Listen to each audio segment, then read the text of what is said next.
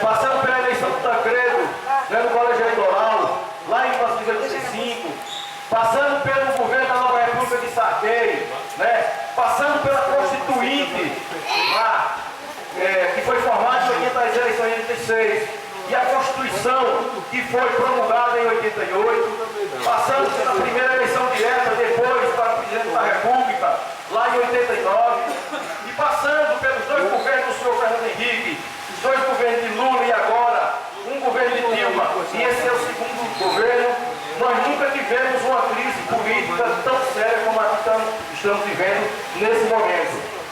Há inclusive companheiros, historiadores, políticos e analistas que estudam a política brasileira e o cenário nacional, que chegam a dizer e fazer uma comparação com o clima que nós vivemos hoje, relativo ao clima que precedeu o golpe civil-militar de 64. As semelhanças realmente são muito grandes. É preciso que a gente não perca a perspectiva histórica de vista. Lá em 64, se faziam as mesmas acusações que se faz hoje. Aliás, se nós quisermos revisitar a história, nós vamos ver que nesses anos de república, desde que ela foi fundada, há pouco mais de 100 anos, nós vivemos apenas poucos momentos em que governos republicanos destinaram um pouco da renda nacional para colocar nas mãos da maioria do povo brasileiro. E sempre, e nas poucas vezes que isso aconteceu, a reação das elites econômicas do nosso país, que geralmente têm uma característica de serem muito bem organizadas, de saberem muito bem o que querem e de serem aliadas de potências estrangeiras, essas elites sempre fizeram ataques a esses governos.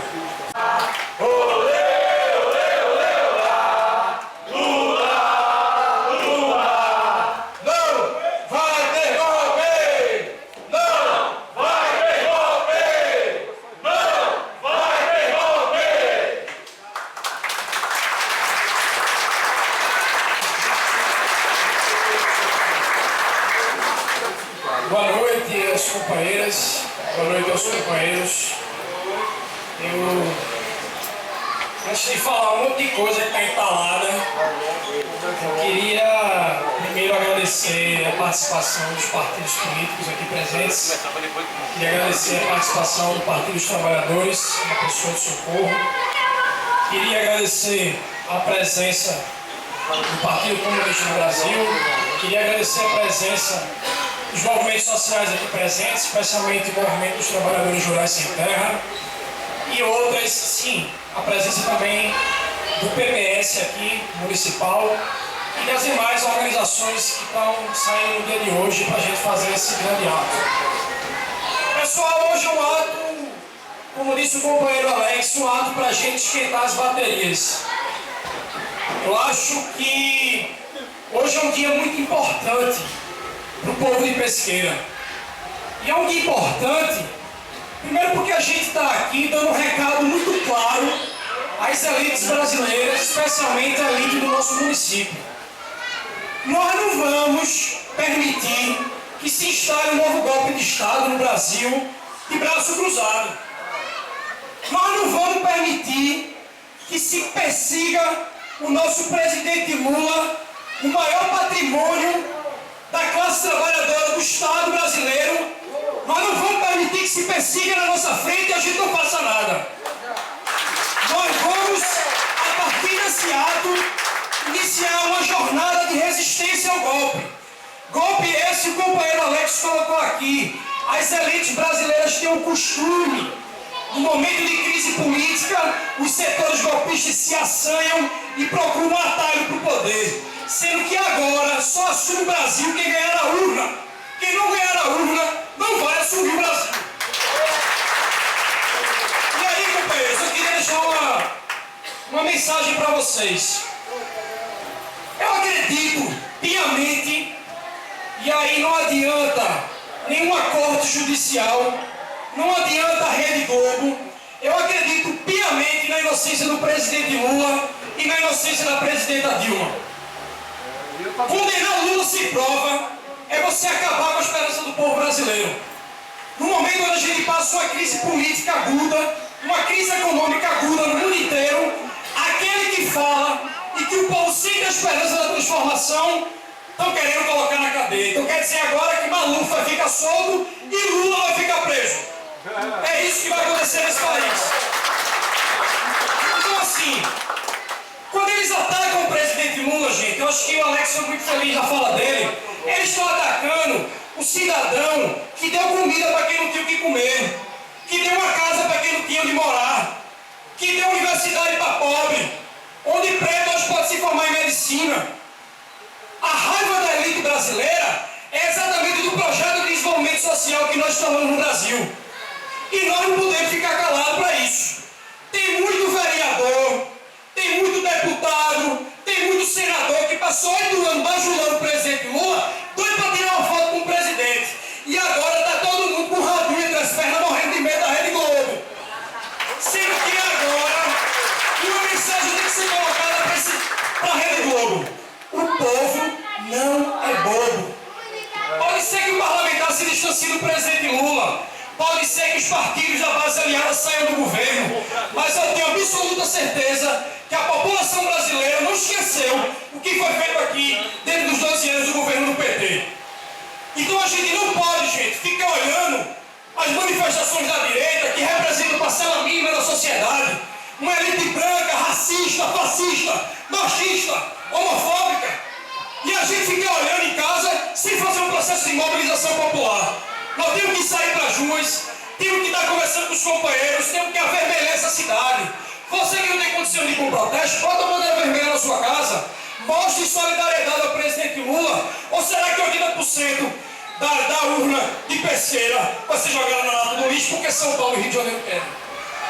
A presidente Dilma tem 84% de aprovação aqui, as urnas. E agora eles querem desmanchar tudo porque votam 500 mil pessoas em São Paulo. Ou nós nos organizamos, ou nós vamos perder essa disputa. E aí a organização ela passa pela Frente Brasil Popular. Para encerrar, eu queria colocar o que é essa frente. Essa frente, gente, ela se iniciou em 1989, se não me falha o dado. Ela foi uma frente ampla de partidos políticos e de movimentos sociais em defesa da candidatura do presidente Lula em 89.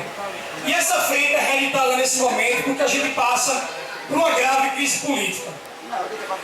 A gente vai, em 2018, ter que demonstrar uma grande força nas ruas e eu espero que todos os companheiros, sejam professores, trabalhadores do campo, trabalhadores rurais, as companheiras, donas de casa, trabalhadoras urbanas, trabalhadoras rurais, se mobilizem, ocupem as ruas, não fiquem sendo chamados de bandido por bandido. O nosso problema é esse: como é que o Mendonça Filho vem chamar a gente de bandido se o pai dele deixou um rombo de 10 milhões de reais no BNDES? Como é que a gente está admitindo ser chamado de bandido se nós transformamos a realidade desse país? Então é necessário que todo mundo se una e dia 18 só tem uma lição, só tem uma forma da gente reverter esse golpe. É na rua, é na mobilização popular. Um grande abraço a todos e todas. Vamos à rua em defesa do presidente Lula e em defesa da democracia. Boa noite. Nos últimos meses, no último domingo, nós assistimos a um show de horror pela televisão. Nós escutávamos, inclusive em tom de chamada, como dizer, a nossa bandeira jamais será vermelha. Isso, escutado daquele tipo de pessoa que estava ali, não nos ofende, até porque ele não sabe o significado da nossa bandeira. A nossa bandeira vermelha ela tem um significado. Ela representa o sangue do nosso povo, ela representa o sangue de trabalhadores e trabalhadoras que foram derramados por eles, que foram tirados por eles.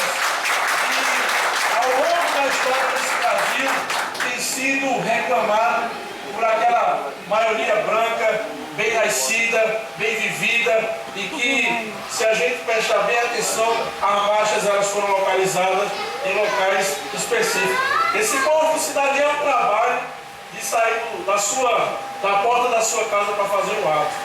Ou era em Copacabana, ou era em Boa Viagem, né? Ou era no Ipanema, Avenida Paulista, tinha coffee break lá, tinha champanhe, né? Então, aquilo ali não pode nos intimidar em nenhum momento. Ao contrário, tem que servir para que isso dê uma injeção de ânimo no nosso povo, porque o nosso povo ele vá para as ruas, ele ocupe o lugar que é dele de direito, ocupe as avenidas, ocupe as BRs, que a gente faça realmente mostrar que o povo brasileiro ele tem um lado, e esse lado é o lado do presidente Lula, é o lado do nordestino, do homem que saiu daqui do Agreste, passando fome com sua família, e foi para São Paulo, e que hoje ele representa a esperança do povo brasileiro mais uma vez.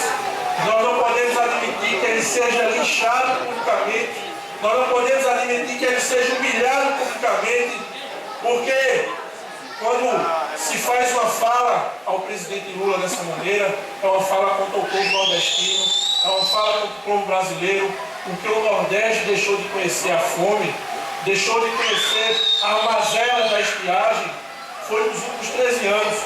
Ou quem não lembra aqui na situação de emergência, e a gente ainda tem o absurdo de escutar pessoas dizer que tem problema porque é emergência, porque hoje o povo ganha dinheiro fácil e fica preguiçoso dentro de casa, não quer ir trabalhar.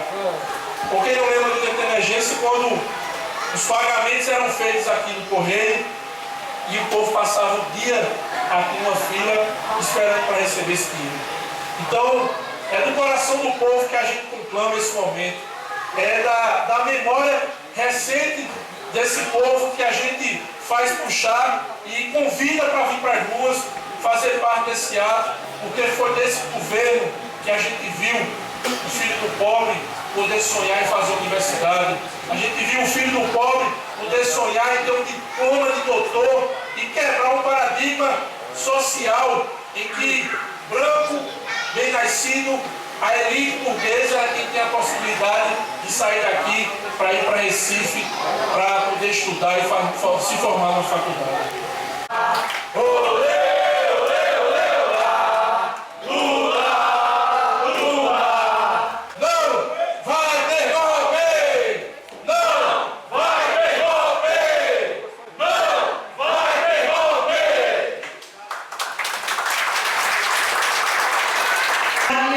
Chegou a votar em Lula. Então, a minha mãe viu esse erro histórico e a mãe, eu fico arrepiada lembrando disso. E lembro que na segunda candidatura de Lula, na véspera ela teve que sofrer uma cirurgia de urgência. E o médico dava risada porque ele dizia, Dona Ana, como é que a senhora está? Ela disse, muito contrariada. Aí ele, por quê? Porque Lula vai perder meu voto amanhã.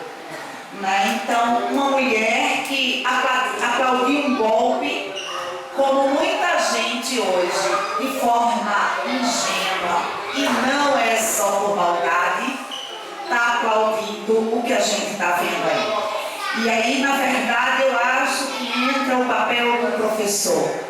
Nós estamos vendo a construção de um discurso muito bem costurado. Acho que nós aqui, né, podemos falar isso, nós estamos entre pessoas que estão querendo a mesma coisa, mas me desculpem, acho que todos nós dormimos no ponto. Deixamos crescer um bicho feio demais. E está difícil agora, tenho muita esperança de que esse golpe não se concretize, mas desconstruir esse discurso. E é como vocês disseram agora há pouco, o jovem ali dizia, que a gente se assusta ver que uma pessoa tem bolsa permanência no instituto, né? Tem assistência total estudantil, tem uma casa pelo programa Minha Casa Minha Vida e está contra Lula. E aí eu pergunto, você levou alguma pancada, sofreu algum acidente, está com algum problema? Não, professora, não, você perdeu a memória. Então eu acho que na verdade a gente tem que ter muito cuidado, principalmente quem está trabalhando com jovem. A postura que eles fizeram, as palavras de ordem que eles usam, as imagens que eles distribuem, eles são, minha gente, não é à toa que há 500 anos, né? E a gente fez um breve intervalo de 14 anos aí, mas há 500 anos eles têm o poder. É muita história e eles são muito competentes, nós somos também, eu me acho ótima, mas assim, a gente tem que ter muito cuidado para desconstruir, né? Ver Marta Suplicy domingo na rua, apoiando aquela população que estava ali, é para você engolir seco e dizer, eu não estou entendendo mais nada. Ver o PSB de Pernambuco fazer uma propaganda dizendo que faz 14 anos que o governo está perdido, quando o Eduardo Campos participou deste governo e tirou proveito deste governo, pelo amor de Deus, não dá para aguentar isso. Graças a Deus nós temos as exceções. O governador da Paraíba se pronunciou depois das manifestações e é um pessimista. Meu amigo ali, né, Fernando, que também está aí conosco, né? E a gente sabe que várias pessoas, como o colega aqui, né, Rodrigo, que é PPS, que por favor, né, Rodrigo, tá fazendo um trabalho feioso, o Raul Zugman, o Roberto Freire, que teve que sair de Pernambuco para ser eleito, né?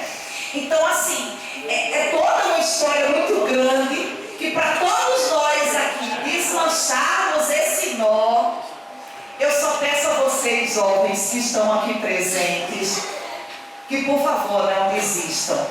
Porque como eu disse ao meu amigo Olavo, nós dois somos os mais velhos do IFPE, este ano está fazendo 20 anos que eu cheguei ao Campus Pesqueira. A Nália tinha mais tempo do que eu se estivesse aqui, ela é fundadora do Campus Pesqueira junto com o professor Kleber. E eu disse ao meu amigo Olavo, ele disse, o que você está pretendendo fazer? Eu disse, bom, depois que eu for para as ruas, eu vou tomar muita cerveja. Aí eu disse, por quê? Eu disse, pode ser que eu não dê tempo de ver esse novo Brasil surgir. E eu peço a vocês, jovens, que não perdam a esperança como a minha juventude não perdeu. A gente brigou muito na rua, e é como eu digo aos meus alunos, a minha geração não foi para a rua de cara pintada, não. Essa foi outra, que inclusive eu ensinei. A minha geração foi para a rua debaixo de bala. A minha geração, muitos dos meus amigos morreram e desapareceram. Eu vi muitos amigos meus sumirem e eu nunca mais tive notícia deles. A minha geração sofreu muito para ver essa história agora se repetir. Esses meninos bobos não sabem o que é ditadura militar. Esses meninos bobos não sabem o que é um governo autoritário. Então, assim, muito cuidado com todos os nossos meninos, muito cuidado com todos os nossos jovens. E vamos desconstruir esse discurso. Contratar pessoas competentes para entrar nas redes sociais, pessoas que construam chamadas fortes. A gente não pode ficar repetindo o discurso anterior, porque desses eles já se apropriaram. Eles usaram o nosso discurso para se apropriar, para tomar o poder de volta. Então a gente vai ter que construir um contradiscurso. E isso, meu amigo, é preciso paciência, porque tem muita gente acreditando que até zika, chikungunya e dengue é culpa de Lula e Dilma. Boa noite para vocês. Deus nos proteja. Obrigado, professora.